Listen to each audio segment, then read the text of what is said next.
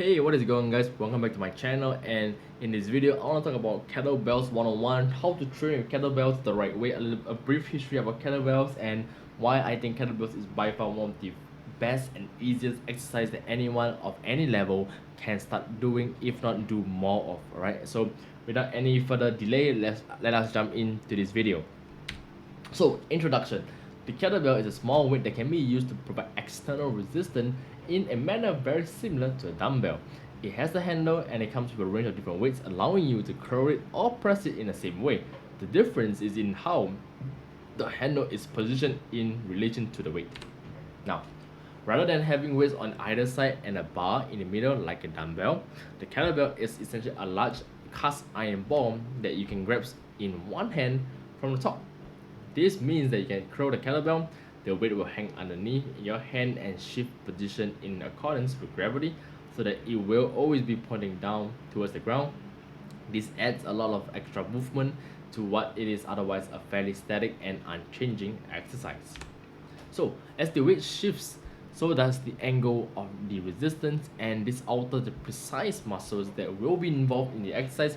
In particular, the forearms are far more involved in a kettlebell curl than they would normally be. So here are some exercises that you guys can do for legs. Alright, so here are some basic and easy moves that you guys can perform with the kettlebell to target your legs. So the goblet squats, or we call it the front squats. So this move, the direction of resistance flies slightly forward, challenging the muscles in the fronts of the leg more and ultimately making it a bit more difficult movement for those who are already used to regular squats. This will train your legs, the core and the back. Now, next is going to be deadlifts. Okay, so how do you do deadlifts with kettlebell? Now, while the kettlebell is something of a hugely popular fact in fitness right now, so too is the deadlift. Deadlift has always been a popular move and is inarguably a great one, but it has recently become overwhelmingly popular for all the reasons that the kettlebell itself has. So deadlifts are another exercise that are hard to perform without a barbell, and it is possible using a deadlift. You can choose to lie on the floor in front of you, squat down and then hold it up. Now, do take note, using the correct form of course, back straight and legs shoulders width apart. Next is this straight-legged deadlift. So this is a variation of the deadlift that even more ideally suited to the kettlebell, and that is practically useful for strengthening the lower back muscles called the erector spinae. Now here you will simply perform this same deadlift movement described above, except that you will be keeping your legs straight. No prizes if you guessed that. Duh. Simply pivot at the waist, grab the kettlebell and then leave it straight up. Clean and press. Now, the one arm clean and press is particularly effective move when performed with a kettlebell. With it on the ground, simply squat down to grab it and then stand up. Curl up to your shoulders and then press it above your hand. It should dangle from your hand when you do this. Now this movement is excellent because it trains almost the entire body, combining a curling movement, a squatting movement and a pressing movement. What's more is that it challenges you to lift a heavy weight on just one side of your body, which in turn means you need to engage the smaller, stabilizing muscles even more, particularly the obliques that are located on either side of your abdominal muscles. Now next is squat press. So holding the kettlebell from either side, either by cupping the underside of the kettlebell or either side, or by holding onto the handle from both sides. Now, squat and lower the kettlebell, then stand up and press the kettlebell on over your head. Essentially, you are combining a simple squat with a simple shoulder press, and this is a fantastic way to train the entire body. Next is the lunge press. Now, stand holding the kettlebell in one hand, then lunge forward while pressing the weight above you in one hand. You can perform this either by keeping your arm extended the entire time or by pressing it up each time you lunge forward. I personally like to do it with my arms extended. I can feel the extra burn, and that is my personal preference, but you can do it either way. So, powerful kettlebell exercises. Now these are something that could be a bit more challenging, and let's go. So the kettlebell curl. So simply hold the handle in one hand using an underhand grip, lift it up through the arc movement of a curl. This will train the bicep in the same exact way that how you hold a dumbbell and do with a dumbbell curl is the same way. Kettlebell hammer curl. This is a more difficult variation that moves the center of gravity considerably to make a more difficult movement.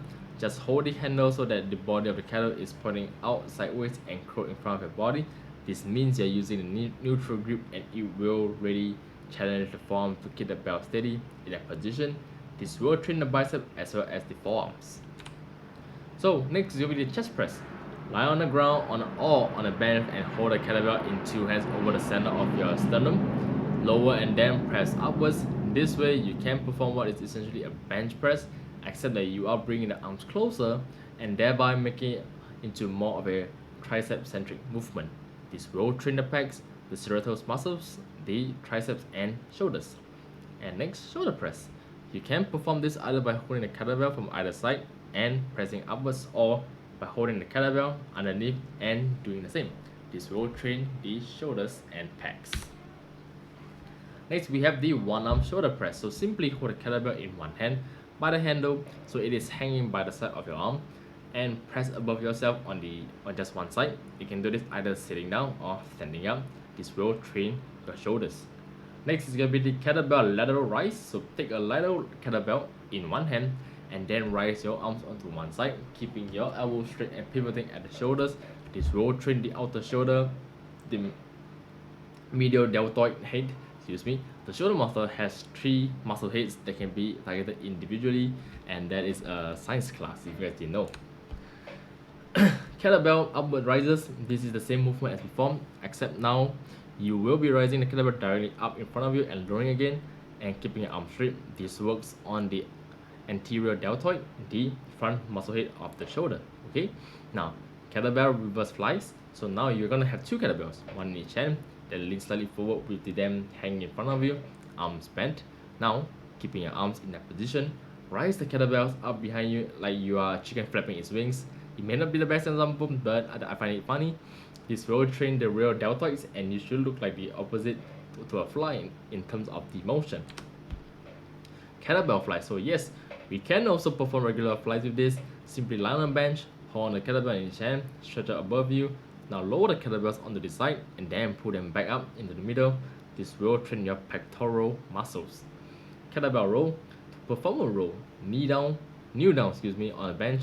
Place one hand in front of your knees so that your back is parallel with the ground and with the bench itself. Now grab the kettlebell in just one hand, rise your arm directly in order to use the lat muscles. If you don't have a bench, then you can simply perform the same movement by placing one hand against the wall or by leaning forward, placing a hand on your own upper leg. This will also train the lats. Kettlebell upward row. The upward row will likewise work your lats but also traps and your biceps among the other things. To perform this movement, simply grab the weight in both hands at the handle and then pull it directly up in front of you while you are standing upright. You should find that you are able to bring the kettlebell up nearly to the point of the chin if done correctly. Now, kettlebell struts. Holding 2 kettlebells that are as heavy as you can find and letting them just hang by either side. You're going to strut as though you do not know the answer to a question. This will train your traps, which are muscles on either side of your necks. These don't get much training in regular routines, and the amazing thing is that they can therefore be used to very quickly add a lot of size. Alright, oops, there's a leg. Alright, hang on. Alright, there we go. So next I'll talk about the triceps kickback. So this movement trains the tricep. Get into the same position that you did for the bend over row, and then bring your arms up so that your elbow is bent at the right angle and the kettlebell is pointing at the floor. Now simply straighten your arm so that the kettlebell ends up pointing backwards. Tricep pullover. The pullover is a move that trains the lats. Lie flat on the bench, holding the handle of the kettlebell in both hands with your head right and the end. Now with your arms straight and above you, let them start to lean back until they are pointing behind you at the far wall and the kettlebell is hanging below your leg. Engage the lats by tensing them and straightening them gradually to bring your arms back to the point of starting point. Now the kettlebell skull crusher. Don't let it scare you. Let's hear me out. This is another move for the tricep that is similar to the pullover. The difference is that you are bending the arms at the elbow instead, allowing the kettlebell to dangle just over your face, hence the name, and then straightening them again. Don't let go, let it strain, let it burn. This will train the triceps. Kettlebell crunches. These are regular crunches, but the difference is that you will be grasping the kettlebell to your chest, thereby enabling you to add extra resistance that will train your rectal abdominis, the front sheet of the muscle of your stomach.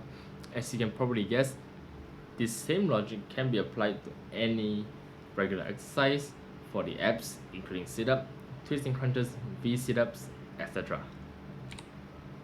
Next is going to be the kettlebell press. So if you have ever used a medicine ball, then this one will be very familiar. Hence, here you will simply sit on the floor with the kettlebell behind your back, twist to pick it up, and then place it in the middle of behind you, twist it back the other way to pick it up. This move allows you to train the obliques, and which run down the abs on either side, which are responsible for allowing your torso to generate torque. Kettlebell Russian twist. This move involves sitting on your buttocks with your legs rise off the ground. Now, while holding a kettlebell in both hands, twist on the spot. Weighted tricep dips. Find a right surface such as a bench or even a sofa or a step. Place your hand on it so that you are resting your weights on your palm. Now dip your bodies down until your buttocks touch the floor and rise back up. The difference, you're going to place a kettlebell on your lap for added resistance. Kettlebell Tricep Extension. This is much like a scalp crusher, but the difference is that you're standing up. Simply hold the kettlebell in both hands and hang it behind your head so that your arms are bent over backwards, are bent over your face. Now, straighten your arms to rise the kettlebell, avoid hitting the weight into the back of your head, otherwise it's gonna hurt a lot. And final conclusion. So the kettlebell is just one way, alright? It's just one way to do this that's particularly effective and convenient, but once you get a handle of this, why not branch out with some other form of functional exercise that you just can check out from my channel? How about some hand balancing? You will be amazed at what your body can do once you start using it. And again, all these kettlebells exercises can be done at home, but I usually recommend if you're a complete newbie, find a workout buddy or go to the gym so that someone can help you out and help you, give you some tips and tricks to better your form, your exercise. That is something that a newbie wouldn't know, but a veteran would know. So always exercise with caution, stay safe, and I hope you guys find this video useful. If you guys find it useful, then I would appreciate a like and subscribe.